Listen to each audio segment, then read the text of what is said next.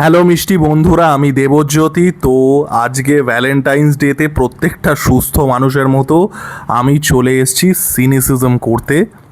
তো আজকে Valentine's day, প্রেমের দিন, এবং অনেক ইটার্নাল লাভ স্টোরিজ আছে, লায়লা মাজনু, রোমিও জুলিয়েট। তেমনি আরও একটা ইটার্নাল লাভ স্টোরির হীর রাঞ্ঝাতে।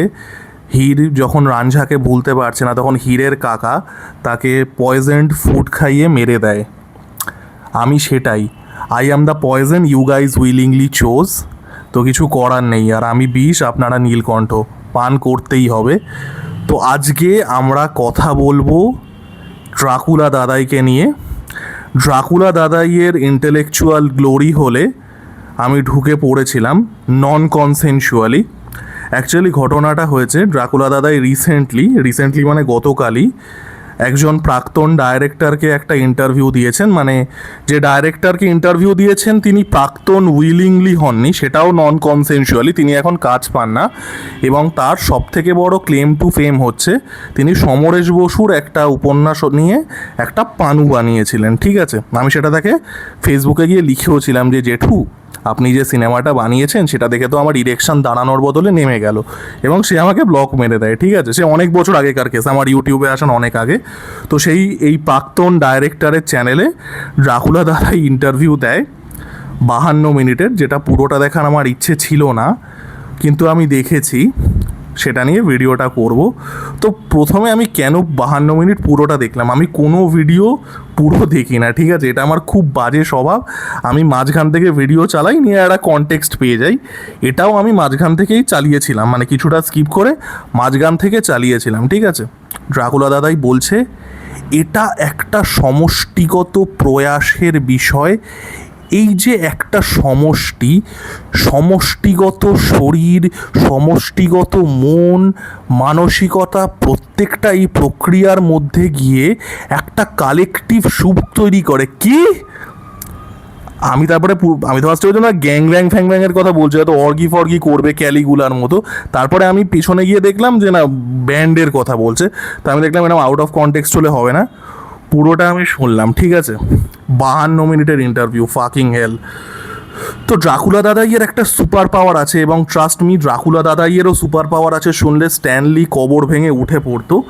সেটা হচ্ছে, ড্রাকুলা দাদাইয়ের সব থেকে বড় সুপার পাওয়ার হচ্ছে ড্রাকুলা দাদাই অনেক কথা বলে, অ্যাকচুয়াল কথা না বলে। আমি একটা উদাহরণ দিয়ে বোঝাচ্ছি। ধরুন আপনাকে রাস্তায় কেউ জিজ্ঞাসা করলো যে দাদা এই দোকানটা কোথায়, আপনি বলে দিলেন সোজা গিয়ে বাঁদিকে, হয়ে গেল ঝামেলা। এটাই যদি ড্রাকুলা দাদাইকে জিজ্ঞাসা করা হয় যে দাদা এই অমুক দোকানটা কোথায়, আচ্ছা কোথায় বলতে কি বোঝায়? আমরা প্রত্যেকেই তো পৃথিবীর অবস্থানে ক্ষণস্থায়ী। এই ক্ষণস্থায়ী অবস্থানে কোথাওই কি কোনো জিনিস এক্সিস্ট করে? আরে বাড়া, দোকানটা কোথায় বল। This is the fucking problem of Dracula দাদাই। ঠিক আছে, অনেক কথা বলে, কিছুই বলে না। তো যাই হোক, ড্রাকুলা দাদাই এখন যে ন্যারেটিভটা চালানোর চেষ্টা করছে, আপনারা প্রত্যেকেই জানেন ড্রাকুলা দাদাই ব্যান খেয়েছে, যেটা আমিও ইউটিউব থেকে খাবো ফর টোটালি ডিফারেন্ট রিজনস।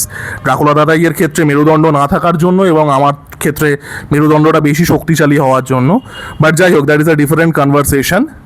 তো ড্রাকুলা দাদাই এখন যে ন্যারেটিভটা চালানোর চেষ্টা করছে, সেটা হচ্ছে ড্রাকুলা দাদাই দেখাচ্ছে যে ড্রাকুলা দাদাই ভাঙবে কিন্তু মচকাবে না। এবার সেটা দেখানোর কারণটা হচ্ছে যে ড্রাকুলা দাদাই 2024 সালে আরজি করের সময় চুপ ছিল। তার আগে অবধি ড্রাকুলা দাদাই একটা বিশাল বড় বিপ্লবীর ইমেজ সে তৈরি করেছিল, যেহেতু বাঙালিরা এইসব খায়। কিন্তু 2024 সালে ড্রাকুলা দাদাইকে মানে গোটা ওয়েস্ট বেঙ্গলের লোক বুঝে গেছে ড্রাকুলা দাদাই হচ্ছে একটা পুসি। ঠিক আছে, এবং যেটাকে আমি বলি প্রক্সিমিটি বিপ্লবী। ওই প্রক্সিমিটি সেন্সরস থাকে শপিং মল টলে, এক্সক্লেটার টেস্টলেটারে বা লিফটের দরজায়, ড্রাকুলা দাদাই হচ্ছে তাই। ড্রাকুলা দাদাইয়ের বিপ্লবটা একদম পুরো মেপে ঝুপে, যে আমি এইটুকুই কথা বলবো, যতটুকু বললে আমি ব্যাকল্যাশ খাবো না, যেখানে আমি ব্যাকল্যাশ খাবো সেখানে আমি গর্তে গিয়ে ঢুকবো। So the entire West Bengal people understood that. তার আগে অবধি তো একটা বিপ্লবী সস্তার চেয়ে গুয়েভারা মার্কা ইমেজ ছিল, সে তো খ্যার ভোগে গেছে। এইবার তার ক্রেডিবিলিটি তো চলে গেছে, আর কেরিয়ারও খুব একটা যে চলছে তা না। বানিয়েছে রঘু ডাকাত আর ভূত তেরিকি, এরকম চলতে থাকলে অনেস্টলি ক্রিয়েটিভলি ব্লক হয়ে যাওয়ার কথা, ক্রিয়েটিভলি ব্যান হয়ে যাওয়ার কথা। যদি মানে ইফ ইউর রেজেমি সাউন্ডস ভূত তেরিকি অ্যান্ড আর কি রঘু ডাকাত, যাই হোক সেটা বড় কথা নয়। তো যাই হোক, তারপরে পলিটিক্যাল কারণে ব্যান খেয়েছে। এইবার ড্রাকুলা দাদাইয়ের একটা মিসক্যালকুলেশন হয়েছিল। ড্রাকুলা দাদাই ভেবেছিল যে সাপকে আপনি যদি দুধ আর কলা খাওয়ান, আপনি যদি সাপের গালে চুমু খান, তাহলে সাপ আপনাকে কামড়াবে না। এবার ড্রাকুলা দাদাই, আমি জানি না, নিজেকে তো ভীষণ শিক্ষিত দেখায়, ড্রাকুলা দাদাই সম্ভবত প্রাণী সম্পর্কে আইডিয়া নেই। তো ড্রাকুলা দাদাইয়ের যে ক্যালকুলেশনটা ছিল যে আমি সাপকে যতই দুধ কলা দিই সাপ আমাকে কামড়াবে না, সেটা ভুল প্রমাণিত হয় এবং সাপ ড্রাকুলা দাদাইয়ের পেছনেই খ্যাঁক করে কামড়ায়। এবার ড্রাকুলা দাদাই চমকে গেছে যে আমি আরজি করার সময় চুপ ছিলাম, আমি অন্য সময় চটি চাটি, আমি যথেষ্ট অনুগত, বাইরে যতই বিপ্লবী দেখাই ভেতরে ভেতরে তো আমার থেকে ওয়াফাদার কেউ নেই, আমি আরজি করার সময়ও গর্তে ছিলাম, তারপরেও আমাকে কেন কামড়ানো হচ্ছে। ঠিক আছে, ওই যেটা বললাম যে আসল বিদ্যে কতটুকু আমি জানি না, বাট প্রাণীর স্বভাবগত সেন্সটা কম, সাপের ধর্ম কামড়ানো, সে কামড়াবে। তো এখন ড্রাকুলা দাদাই যে ন্যারেটিভটা চালানোর চেষ্টা করছে যে ড্রাকুলা দাদাই ভাঙবে তবু মচকাবে না, ঠিক আছে, মানে আর কি আমি ক্ষমা চাইবো না, তাতে আমাকে কাজ দিলে দাও, না দিলে না দাও, এই ইমেজটা সে আর কি প্রপাগেট করার চেষ্টা করছে। ঠিক আছে, এই হচ্ছে ড্রাকুলা দাদাইয়ের গল্প এবং এই ইমেজটা করে এটার একটা ক্যালকুলেশন আছে। এবার ব্যাপারটা হচ্ছে ড্রাকুলা দাদাইয়ের ভূত তেরিকির স্ক্রিন প্লের মতো এটাও প্রচণ্ড ট্রান্সপারেন্ট আর গাঁজাখড়ি। ঠিক আছে, এটা পুরোপুরি সি থ্রু যে তুমি আরজি করার সময় তোমার ক্রেডিবিলিটি চলে গেছে, কেরিয়ার ফেরিয়ার তো গাধার গানে অনেক আগেই গেছে, এবার আমাকে এই যে একটা আর কি অ্যান্টি গভর্নমেন্ট সেন্টিমেন্ট চলছে, আমি যদি নিজেকে প্রতিবাদী দেখাতে পারি এখানে, তাহলে আমি রিএস্টাবলিশ করতে পারবো ক্রেডিবিলিটিটা কিছুটা হলেও, মানে কিছুটা আমি প্রতিবাদও করব না, আবার একেবারে মানে একটু ধরি মাছ না ছুঁই পানি করে একটু পারমুটেশন কম্বিনেশন করে আমি দেখাবো আমার বিশাল বড় শিরদাঁড়া, এবং সেই জন্যে আমি ভাঙছি তবু মচকাচ্ছি না। ঠিক আছে, এবার ড্রাকুলা দাদাইয়ের মেন যেটা সমস্যা সেটা হচ্ছে ড্রাকুলা দাদাইয়ের একটা জিনিস নেই, সেটা হচ্ছে মেরুদণ্ড। মানে যেটা ভাবছেন সেটাও নেই, যেটা ভাবছেন সেটাও নেই, সেটা তো ঘ্যাচাংপুতে আমরা দেখেইছিলাম।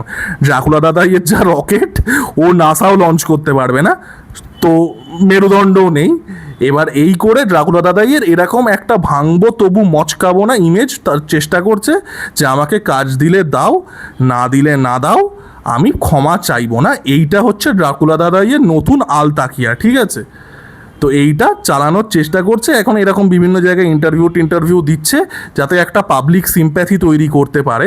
পাবলিক তো লাথি মেরেছে আরজি করার পর থেকে, তো তাদের থেকে যতটুকু যে মানে হারানো ক্রেডিবিলিটিটা চলে গেছে, সেখানে এই যে ন্যারেটিভটা যে আমি ক্ষমা চাইনি এবং আমি মাথা নত করিনি, মাথা নত বহু আগেই করে গেছে, এদের মাথা শিরদাঁড়া সব কিছুই পশ্চাৎদের সবই বিক্রি বহু আগেই হয়ে গেছে, বাট লোকের কাছে এই ইমেজটা, এই আলতাকিয়াটা চালানো। ঠিক আছে, তো এটাই করছিল 52 মিনিটের ইন্টারভিউয়ের সারমর্ম হচ্ছে এইটা। তো যাই হোক, আর কি অনেক দিন ড্রাকুলা দাদাইকে নিয়ে কথা হয় না, মানে কথা হয় না কারণ ব্যান, তাই কথা হয় না, আর কথা হলে ভূতের রিক্কি নিয়ে কথা হয়। তো এই আর কি, নতুন আমার ইন্টারভিউটা চোখে পড়লো, 52 মিনিট আই ফাকিং ওয়েস্টেড, তো সেটা নিয়ে ভাবলাম এটা নিয়ে একটা ভিডিও তো ভাই বানাতে হবে। তো যাই হোক, টাটা।